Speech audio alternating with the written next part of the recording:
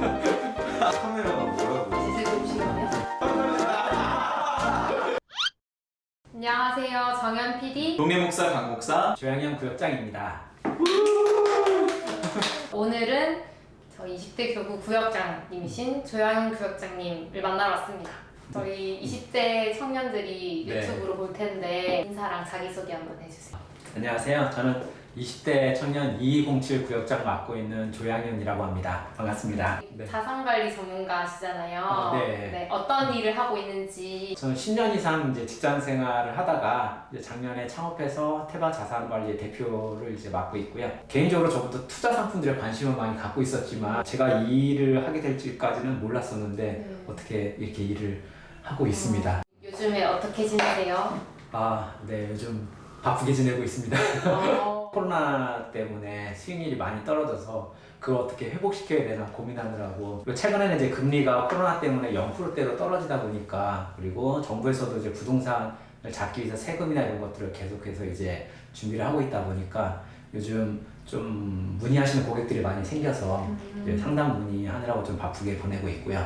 그리고 남은 시간들은 이제 이쪽을 계속 연구하기 위해서 이제 책을 보거나 이렇게 공부를 좀 하면서 보내고 있습니다. 3년 동안 제가 읽었던 책을 봤더니 100권을 읽었더라고요. 경제 경영 쪽만 그렇죠. 하나님께 좀 죄송합니다. 고객분들 중에 어느 연령대 고객분들이 좀 관심을 많이 가지세요? 최근은 60대 초중반 분들이 문의가 많이 오십니다. 마땅한 이제 투자처도 없고 주식을 하려니 또 뭔가 어렵고. 그러니까 저희 부모님. 네, 맞습니다. 네네. 자녀들이 얘기를 들어보면 군대 가 있고 이제 뭐 결혼하고 이제 그런. 부모님들 잘 부탁드려요. 네. 맞습니다. 어떻게 네. 투자 회사를 창업하시게 됐는지 궁금해요. 사업을 해보고 싶은 생각은 20대부터 갖고 있었던 꿈이긴 했었는데 무엇을 갖고 사업해야 되는지에 대해서는 못 찾고 있었습니다. 그래서 계속 이제 직장 생활을 오랫동안 이제 했었고요.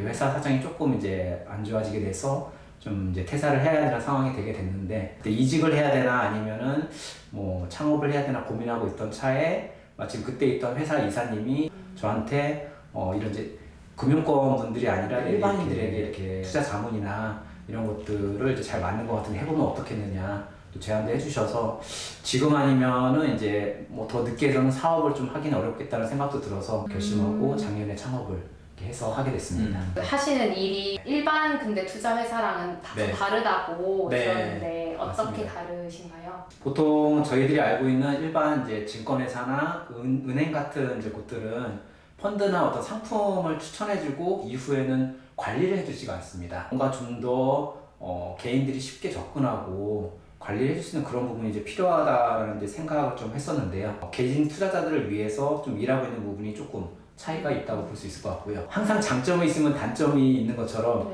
그래서 저희의 수수료가 너무 작습니다. 제 주위 분들은 그렇게 해서 어떻게 먹고 사냐. 근데 제가 생각하는 거는 이런 필요성이 앞으로도 계속해서 대두될 거라고 생각을 하고 있고 좀 장기적으로 보고 이렇게 일을 하고 있습니다. 의미가 있고 네. 그런 가치가 있는 일이긴 하지만 힘든 네. 길이잖아요. 네네. 그럼에도 그 힘든 길을 가기로 선택한 네. 이유가 있으실까요? 개인 투자자들을 상대로 하는 게 이게 잘하면 보람된 일이기도 하지만은 진짜 잘못하면 평생 먹을 욕을 다 먹을 수 있는 이제 그런 일이라는 생각을 좀 하고 있고요. 그럼에도 불구하고 그런 계기가 된 사건이 하나가 있었는데, 저는 일했던 회사에서 이제 일을 할 때 저희 고객층은 이제 보통 금융권에 종사하시는 분들이 고객층이어서 일반인들을 이제 상담을 받지는 않았었는데, 어떤 한 어르신께서 이제 전화를 주셔서 상담을 꼭 받아보고 싶으시다고. 그래서 제가 죄송하지만 저희는 그건 어려울 것 같다 했더니 이분께서 좀 울먹이시면서 아니 그 얘기 들어주는 것도 못 해주는 거냐. 저희 사무실로 오시면 상담을 해드리겠다 라고 했는데 진짜 두 부부분이 같이 오셨더라고요. 주위에 아시는 분이 연이자 8% 주는 상품이 있다고 해서 거기에 이제 넣으셨다는 거예요. 이게 이제 문제가 생겨서 못 받게 되셨고, 뭐 지금 이제 피해자들이 소송을 거신다라고 하시는데, 홍콩에서 만들어져서 우리나라 제도권의 인가를 받지 않고 그냥 어떻게 개인들을 통해서 판매된 상품이었고요. 그걸 모르셨나 봐요. 네네네.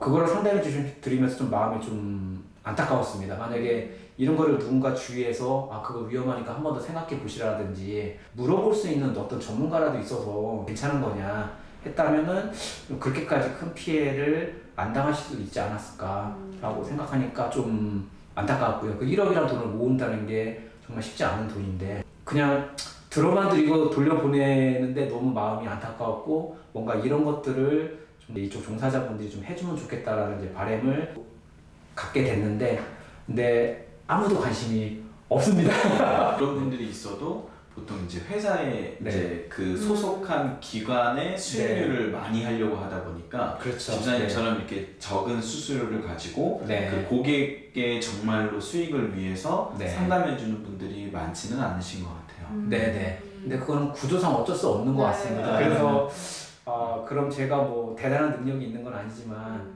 그런 손해라도 뭔가 막아드릴 수 있고 좀 뭔가 좋은 일이라도 할 수 있다라면은 그럼 저라도 해야겠다는 생각이 들어서 그 필요가 더 보이는 네. 곳을 선택하신 거네요. 맞습니다. 네, 그 아무도 관심을 갖지 않는 틈새를 제가 좀 관심을 갖고 뛰어들었다고 좀 볼 수 있을 것 같습니다.